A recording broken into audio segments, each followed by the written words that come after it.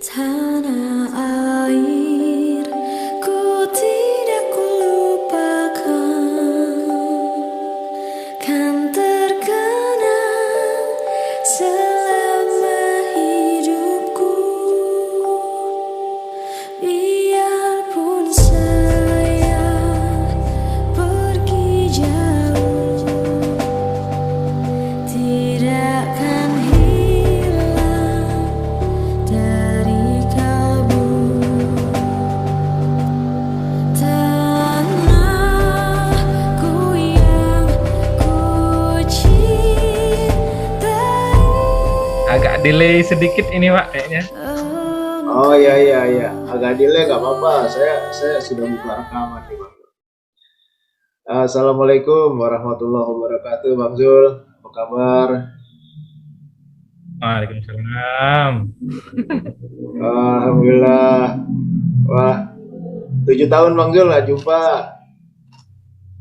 7 tahun. Iya Pak, Ya sejak 2000. saya masih betah di sini. Nggak apa-apa, itu bagus, itu Pak, berkah itu. Oh iya, oke.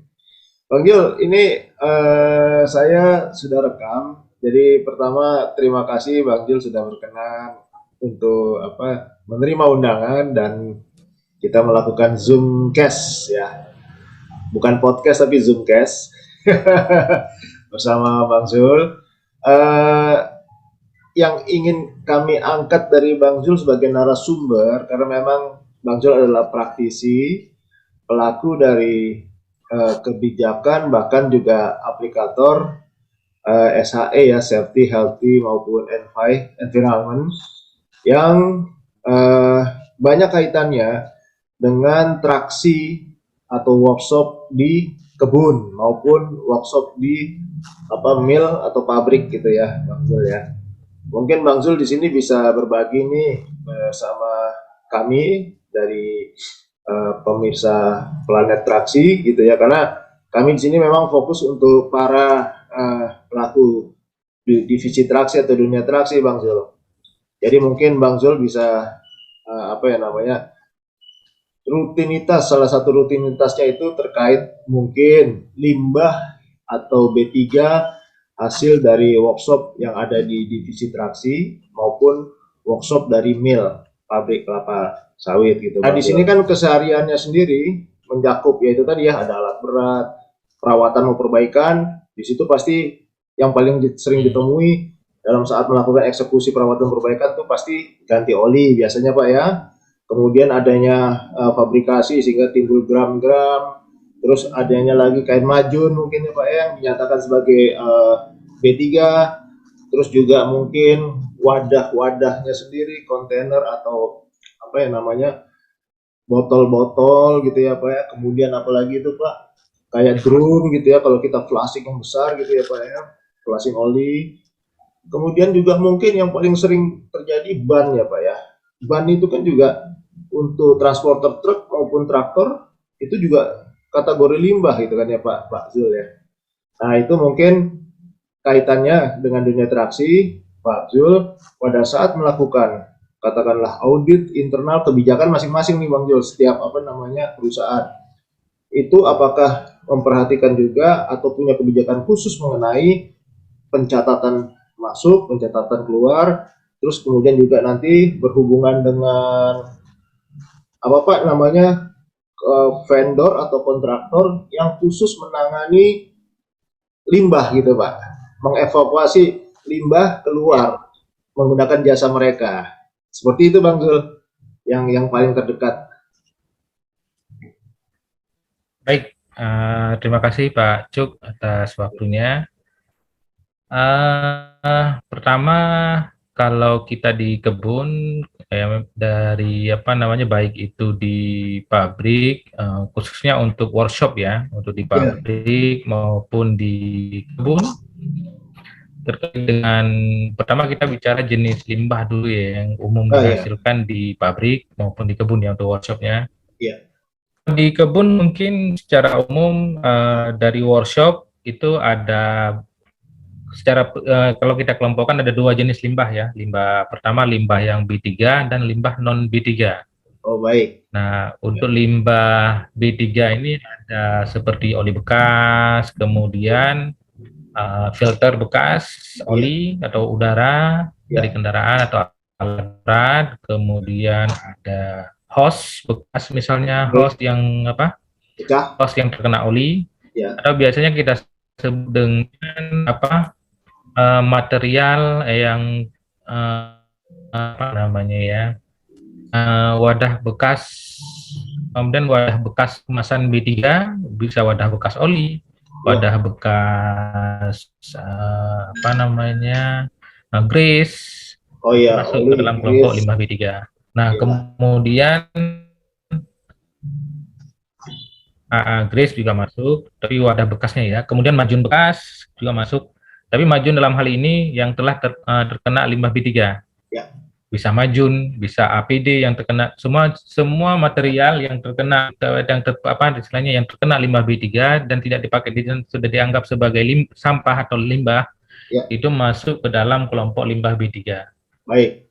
Nah, kalau Oke. kita sebut dalam istilah ini limbah terkontaminasi B3. Kontaminasi Itu bisa B3. APD, bisa majun, ya, yang terkontaminasi material B3, material bahan berbahaya dan beracun. Ketika dia jadi limbah, maka dia dimasukkan kelompok limbah B3. Oke.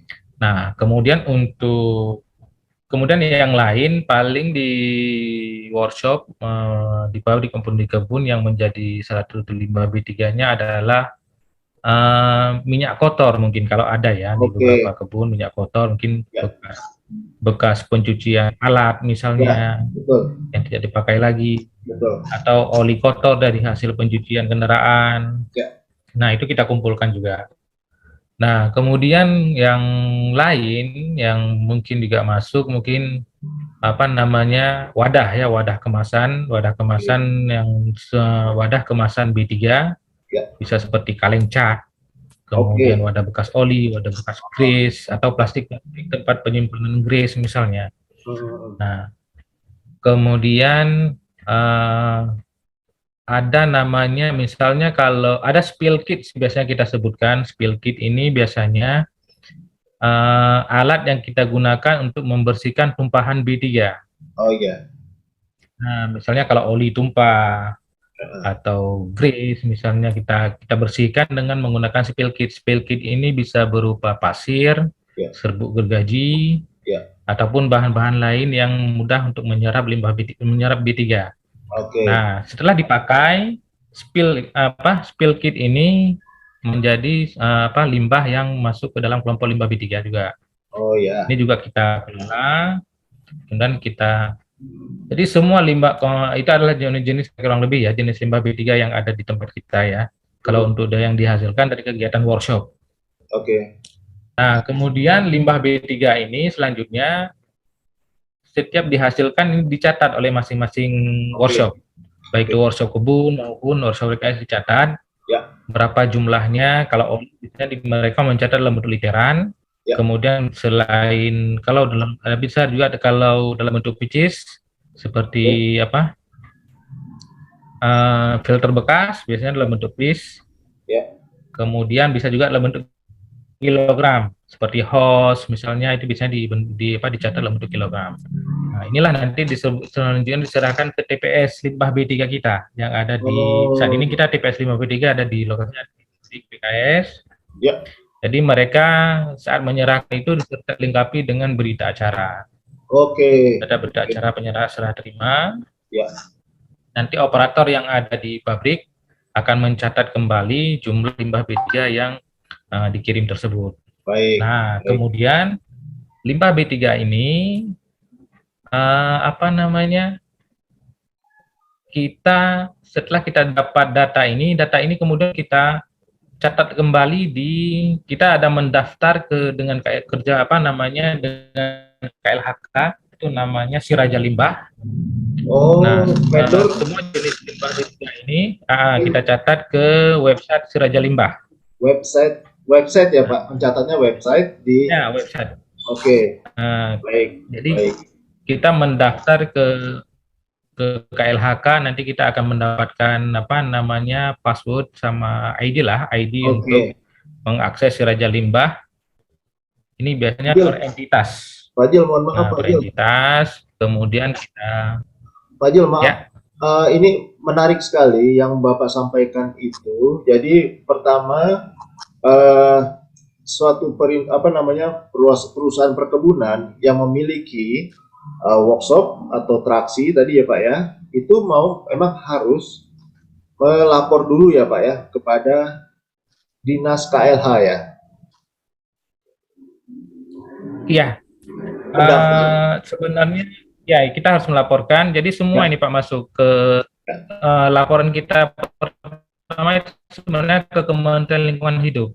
Kementerian Lingkungan Hidup, kalau di kabupaten-kabupaten atau kota madya itu ada dinasnya Pak ya. Ya, nanti biasanya sih yang setahu saya dari Dinas Lingkungan Hidup kabupaten maupun provinsi atau kota, mereka punya akses. Jadi Oke. perusahaan yang ada di wilayah mereka masing-masing, mereka bisa memeriksa. Jadi Oke. perusahaan A bisa menghasilkan limbah B3 berapa, perusahaan B berapa. Jadi Oke. Provinsi dan Kabupaten bisa melihat ke situ. Kalau websitenya sendiri ini milik Kementerian Lingkungan Hidup. Ya, jadi yang dikatakan tadi setelah kita meregistrasi, sudah pasti mereka akan memverifikasi ke lokasi ya Pak ya, dari dinas tadi ya, dari Dinas Lingkungan Hidup mereka akan cek, terus ditentukan koordinat TPS-nya tadi ya, tempat pembuangan sampahnya ya Pak ya. Gimana Pak Cuk? Putus-putus Pak Cuk? Oh ya maaf, jadi saya ulangi lagi ya Pak ya. Jadi setelah kita mendaftar di Dinas Lingkungan Hidup yang ada di kota provinsi, kota atau kota madya atau kabupaten, kemudian mereka petugasnya akan datang ke lokasi dan mencatat TPS-nya atau tempat pembuangannya yang sifatnya dicatat secara koordinat ya Pak ya. Kalau nggak salah seperti itu ya. Kedengaran ya? Betul. Kalau itu terkait ini kalau pemberian izin kita ke kabupaten ya. Kalau yang pengecekan lapangan seperti itu biasanya kita untuk pengurusan izin. Oh ya. Nah, izin nanti yang mengeluarkan untuk wilayah ini sini kabupaten yang mengeluarkan izin melalui dinas dinas satu pintu ya, DPM PTSP, nanti mereka yang akan mengeluarkan suratnya. Oke. Nah, terus ini Pak Jul. Namun yang saya maaf Pak Jul. Ya. Setelah nanti sudah kita terregistrasi gitu ya Pak Jul, semua aktivitas penanganan limbah itu masuk ke gudang, kemudian kita merekapnya secara online ya Pak Jul ya? Ya, wajib kita rekap secara online. Oke. Di mana nanti? Oke, termasuk untuk rencana evakuasinya ya Pak Jul ya? Untuk pengambilan atau pembuangannya itu nggak boleh sembarangan ya Pak ya? Ya, sampai dengan kita melakukan penyerahan ke pihak ketiga yang telah kita lakukan kerjasama, itu harus tercatat juga lewat website si Raja Limbah. Jadi semuanya harus limbah B3 ini tidak bisa kita kirim sebelum kita lakukan pengisian untuk pengeluaran limbah di si Raja Limbah. Jadi pihak B3 yang telah kita kerjasama, mereka baru bisa mengangkut setelah kita mencatat lah ya di website itu sendiri itu sudah ada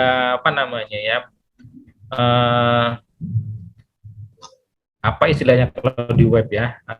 Jadi dia sudah ada poin-poin sendiri, kita tinggal pilih nanti limbah yang akan mau dikeluarkan, jenisnya apa saja, jumlahnya berapa.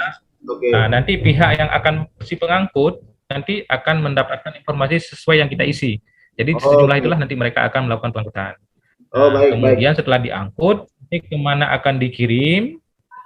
Biasanya kita dengan pihak ketiga ini ada untuk saat ini kita ada beberapa perusahaan yang kita lakukan kerjasama untuk penyerahan limbah B3, apakah itu dimusnahkan atau dalam bentuk mereka pemanfaatan kembali. Ini kita ada beberapa perusahaan. Yang salah satunya PT Nazar. Kita PT Nazar ada kerjasama juga untuk pengelolaan limbah B3. Jadi PT Nazar bentuknya dia lebih ke pemanfaatan. Oke. Dia merangkap sebagai pengangkut dan pemanfaat limbah B3. Baik. Kemudian kita juga ada kerjasama dengan PT TMI, kemudian dengan PPLI, kemudian kita satu lagi kerjasama antara antara HCT PT Lab Kabupaten Barito Kuala. Oh, jadi perusahaan Nah, ini Pak Jul memang ada di lokal ya, tidak nasional ya Pak ya. TMI nasional, kalau untuk TMI, jadi mereka hampir mengelola, menerima pengangkutan limbah di hampir di seluruh Indonesia ada. Oh, Pak Jul, ini mau apa namanya klarifikasi. Jadi setelah kita merekap secara online di dalam website yang si Raja Limbah itu swasta atau si Raja Limbah website itu punyanya Kementerian Lingkungan Hidup lewat dinas. Si Raja Limbah ini milik Kementerian Lingkungan Hidup. Oh, Kementerian Lingkungan Hidup. Baik-baik. Dan si 4 perusahaan tadi itu swasta ya Pak ya? Yang 4 perusahaan pengangkut dan pemanfaatan. Ya, perusahaan swasta yang Oke. Dan mereka juga punya akses. Mereka sebagai pengangkut. Dan mereka juga punya akses di Raja Limbah tadi ya, di website tersebut ya. Iya. Nah. Oke. Jadi disitulah mereka melihat semua rekapitulasi kita, gitu ya Pak Jul ya. Dan mereka nanti melakukan. Ya, setelah.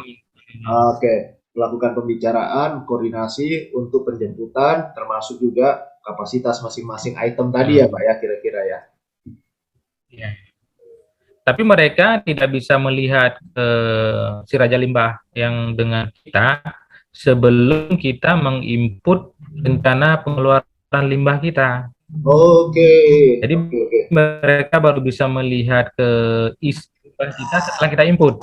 Kita input rencana mau limbah berapa sih limbah yang mau kita keluarkan, perusahaan apa yang akan kita pakai untuk kita keluarkan. Nah, di saat itu baru mereka bisa mengakses limbah yang mau kita keluarkan. Wah, iya. Ini ilmu baru Pak. Ini saya baru ngerti nih Pak. Ini informasi pengetahuan baru Pak. Saya baru mengerti. Dan apa ya namanya, dari 4 itu tadi, yang swasta itu tadi, setelah Bapak memberikan kesempatan konfirmasi untuk dilakukan penjemputan, berarti mereka 4-4-nya ini melakukan penawaran nggak Pak? Karena ini kan menyangkut biaya ya Pak ya? Ya, biasanya kita di dalam perjanjian kerjasama itu sebenarnya sudah kita tentukan sih. Misalnya seperti dengan PT Nazar, mereka pemanfaatan ya. Mereka pemanfaatan, dengan kata lain, kita tidak perlu membayar ke mereka, tetapi mereka justru yang membayarkan ke kita limbah yang akan diambil ya. Oh ya. Kalau dengan PT TMI mereka arahnya lebih ke pemusnahan. Oh baik. Karena pihak ketiga yang biasanya kita diajak, mereka lebih ke pemusnahan. Jadi kita nanti ada semacam invoice lah, tagihan biaya pemusnahan limbahnya. Baik. Nah, kalau dengan TMI saat ini kita limbah kalau seperti yang non medis ya, yang non medis biasanya dikirim ke PPLI. PPLI ini kalau tidak salah ada di Bogor ya. Oh, Prasada Pamunah Limbah Industri. Tadi singkatannya apa sih Pak? PPLI itu panjangannya apa Pak? PPLI itu? PPLI Prasada Pamunah Limbah Industri kalau tidak salah kepanjangannya. Prasada Pamunah. Oh, Pamunah Limbah Industri. Terus PT Nazar Limbah Industri. Terus ada PT Nazar, terus ada PT TMI, PT Trans Moda Indonesia. Mereka TWI Trans Moda Indonesia. Mereka lebih sebagai pengangkut. Nah, Pak, yang saya tertarik itu yang pemanfaatan itu kayak apa ya, Pak? Limbah apa yang masih bisa mereka beli gitu ya, Pak ya? Umumnya ya, kalau selama ini kalau PT Nazar yang mereka masih bisa manfaatkan itu jenis oli bekas. Oh, oke. Oli bekas ini. Nah, Saya, selain saya oli bekas, ya, ya, ya, ya. karena oli bekas kalau tidak salah mereka kan punya kerjasama dengan beberapa Ya, perusahaan. ya, ya, ya, ya. Kalau tidak salah di posisinya di Jakarta juga beberapa jenis perusahaan itu ada seperti Horas Miduk, kemudian saya lupa sih beberapa nama PT Ya. yang lain. Tapi Tadi kita saya punya pikir, semua karena kita saat mereka mau menyerahkan ke siapa, ke mana, kita harus tahu juga ya, betul, apa betul. perusahaan-perusahaan apa saja sih mereka kerjasama sehingga tidak terjadi apa namanya apa istilahnya ya. Salah paham. Eh, Intinya kita harus tahu sampai akhir limbah kita itu sampai Oh, diapakan. jadi traceable ya. Traceable tuh jadi Ya, lebih lacak ya, Pak ya. Traceable. ya bisa terlacak. Ya, Accessibility-nya ya, ya, jelas. ya. Karena khawatir terjadi dispute di suatu saat atau terjadi sengketa di suatu saat, semua sudah Ya, dapat dilacak gitu ya, Pak ya. Baik, baik. ya. Ini menarik banget, Pak. Ini pengetahuan banget, ini baru buat saya sih. Saya baru ini, Pak, jujur aja baru tahu, Pak Jul. Termasuk tadi yang secara web based apa website itu bisa di input semuanya. Kemudian dari situ pada saat kita mendaki baru dibuka, maka masuklah para rekanan-rekanan yang sudah ada kerjasama tadi ya Pak ya untuk mendefinisi apa mendefine ini saya yang ini segini ini dan itu semua dari perusahaan Bapak saat ini lewat satu pintu Bapak ya atau bersama KTU. Untuk saat ini biasanya untuk pengeluaran sih kita tetap apa namanya yang melakukan deal dengan pihak eksternal itu tetap di SHE, kemudian Oke. diketahui oleh procurement sih biasanya, Oh baik. ya termasuk KTU di sini. Ya. Dan KTU di sini kan juga ada yang dari pabrik dan dari estate atau kebun ya Pak ya, dari mill dan dari estate ya Pak ya. Untuk saat ini kalau ini KTU baru di induk ya, menginduk semua. Oh. Jadi untuk kebun dan pabrik masih satu KTU. Oh, oke oke oke. Ya enggak, saya setback ke belakang waktu zaman dulu beda sekarang. Iya iya. Oke. Kalau di workshop atau di traksinya kebun kan masih ada dua kerani kan Pak? Kerani gudang sama satu lagi kerani workshop itu sendiri ya, kerani gudang workshop. Untuk saat ini sudah dipisah Pak. Kita di sini kerani gudang sendiri, gudang tidak lagi masuk di dalam workshop. Workshop murni untuk saat ini tidak menangani lagi spare part. Jadi spare part itu dibawa ke gudang. Di gudang ini langsung. Iya. Oke. Oh ya, udah berubah lagi berarti. Ya. Jadi semua aktivitas yang terkait dengan limbah itu di bawah gudang juga ya, di bawah warehouse juga ya Pak ya. Walaupun itu limbah ya Pak ya.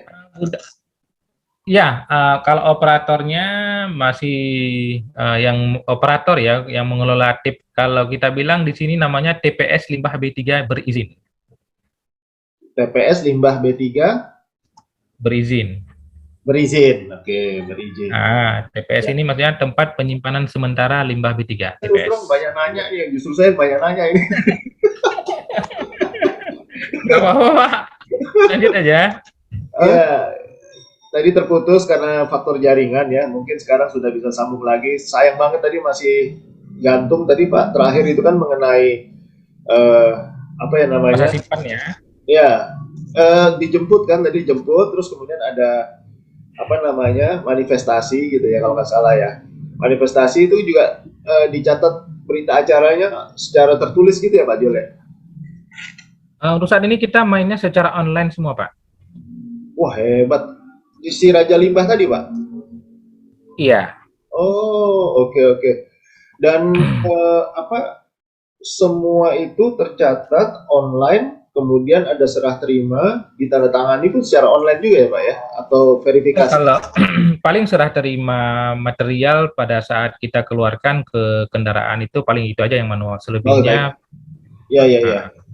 Dan Pak Jul tadi kan yang ada vendor khusus mengenai pemanfaatan ya Pak ya, khusus pemanfaatan ya, limbah pemanfaatan ya. Yang dikatakan tadi selain oli ada lagi nggak Pak Jul ya, selain oli ya? Untuk saat ini pemanfaatan kita khusus oli saja sih Pak, selain oli tidak ada. Oke, kayak ban gitu nggak ya Pak Jul ya? Tidak. Kita di sini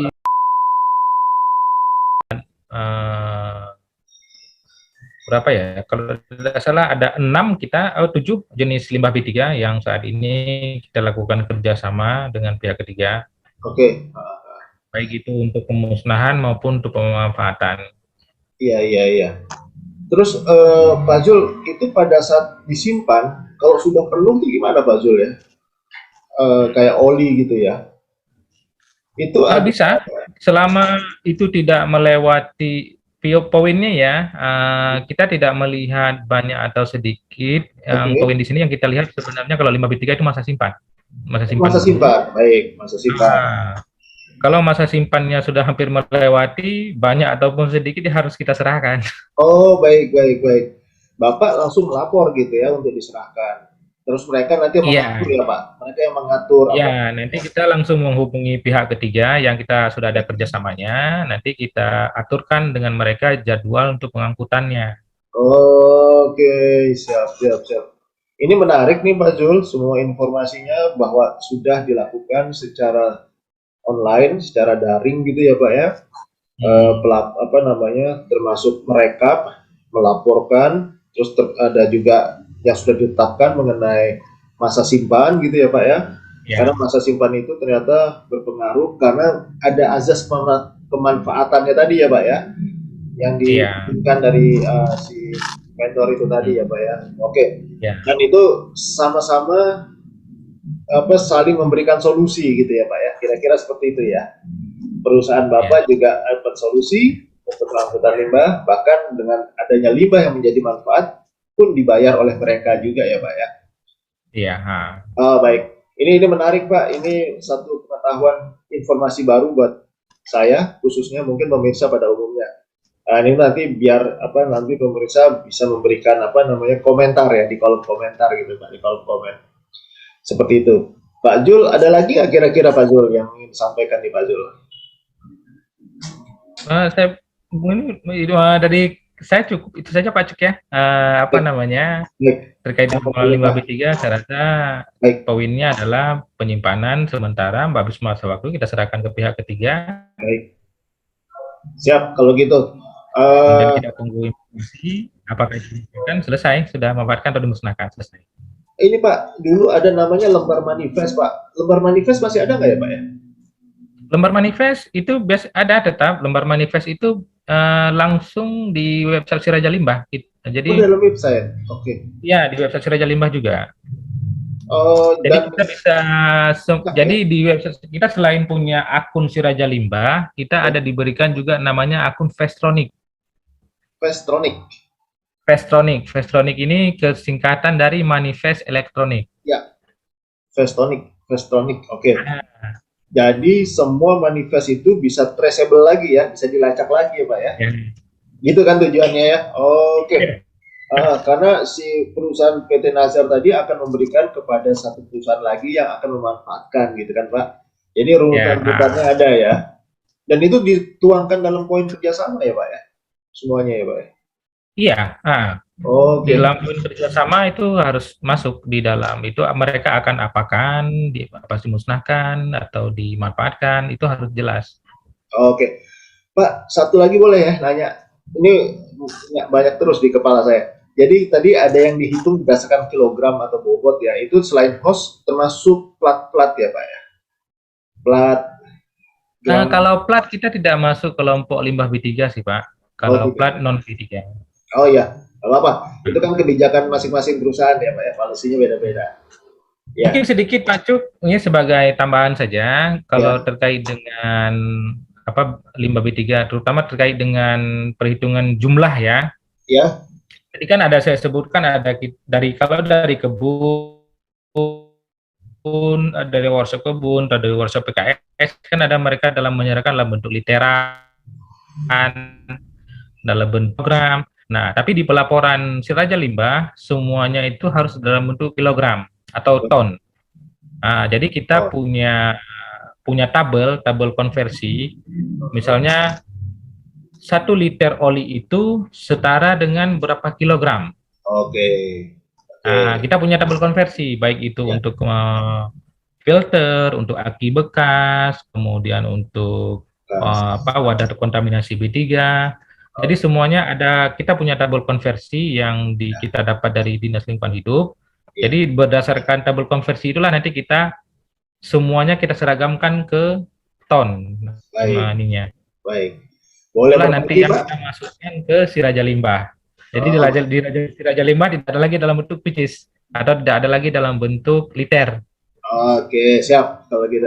Pak, boleh berbagi Pak informasi itunya nanti Pak, screenshot konversi Oh, tabelnya? bisa. Oh bisa, sama si Raja Limbah. Kayak gitu sekarang aja ya. Oh, boleh pakai WA aja ya Pak untuk screenshotnya ya. Ini menarik ini Pak Jul. Isu yang apa namanya cukup sensitif gitu kan, tapi kadang-kadang komitmen perusahaan dari top manajemen tidak terlalu penting gitu loh Pak. Biasa-biasa saja gitu. Itu Pak Cuk ada saya kirim. Coba dicek dulu. Oke, sudah Pak. Jadi data limbah B3, kain majun, filter bekas, ini semua itemnya sudah di cluster sama mereka ya Pak ya. Perusahaan pengangkut, perusahaan tujuan, moda transportasi, status. Oke. Oh, menarik ini Pak. Iya. Nah, Baik, setelah proses ini baru mereka bisa melakukan pengambilan limbah B3. Kalau ini belum kita lakukan di website Si Raja Limbah, mereka tidak bisa mengambil. ya, betul. Nah, ini ada apa namanya SLA-nya ya, Service Level Agreement ya. Tidak sembarangan mereka. Ya, betul. Pak Jul, dari saya juga cukup. Terima kasih mengenai informasi Bapak, berbagi informasi mengenai kaitan limbah, khususnya B3 yang hasil buangan dari workshop kami, traksi gitu ya, termasuk workshopnya POM, mill atau pabrik kelapa sawit gitu ya Pak ya. Termasuk mungkin kebun ya, ada limbah pestisidanya juga ya Pak ya, wadah-wadahnya ya mungkin. Ada juga ya. Kemasan pestisida, limbah B3 juga. Pak Jul, saya rasa sesi hari ini cukup nih Pak Zul terkait isu limbah. Jadi Pak, jadi saya berterima kasih sekali. Insya Allah minggu depan saya akan hubungi Bapak lagi. Dan semoga sinyal bersahabat ya Pak ya. Pak Zul, terima kasih banyak Pak Zul. Bapak sama-sama Pak. Udah maghrib, jam di belakang dinding udah kelihatan itu. Jadi terima kasih, sehat-sehat Pak Jul di site. Ya, sama-sama Pak Jul. Ya, assalamualaikum Pak Jul. Waalaikumsalam warahmatullahi wabarakatuh.